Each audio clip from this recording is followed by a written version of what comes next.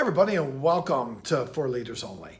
Today I really want to talk about one of my favorite books that I'm reading currently and also teaching on with a mastermind group. And it's called Putting Your Dream to the Test by John Maxwell. And in that book, he talks about a guy named Mike Hiatt. In the year 2000, Mike was an associate publisher with the John Nelson Companies. And his boss abruptly quit and Mike Hiatt got promoted to publisher. And the first thing he did was look at where the company was. And the publishing division was a mess. They had too few employees. They were doing too few books. Revenues were low. Profits were non-existent. So Mike decided to really get a clear vision about what was next. So he went to the woods and sequestered himself in the woods, which is probably a familiar story if you know me at all. And he really looked at what they wanted to accomplish within that division in the next few years. And he got so clear with his vision. He was off the grid and he wrote down everything he wanted and he wrote it all around his cabin where he was off the grid. He came back to the office on Monday and he decided to just spend about 2 or 3 weeks connecting with the staff, getting to know them. And when he felt that he was connected, he elected to have a meeting on a Monday morning.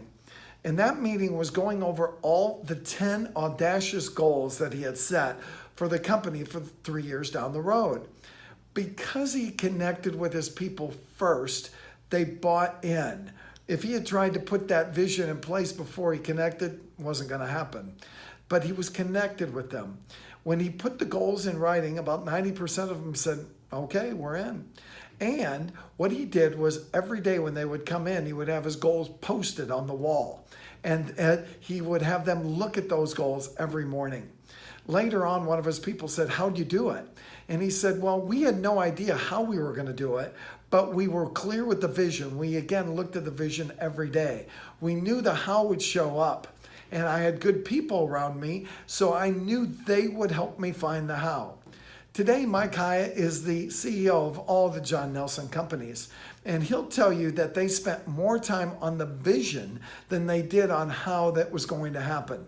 Isn't that interesting? As a matter of fact, 10 times more energy on the vision than the how. When the vision is clear, the how shows up.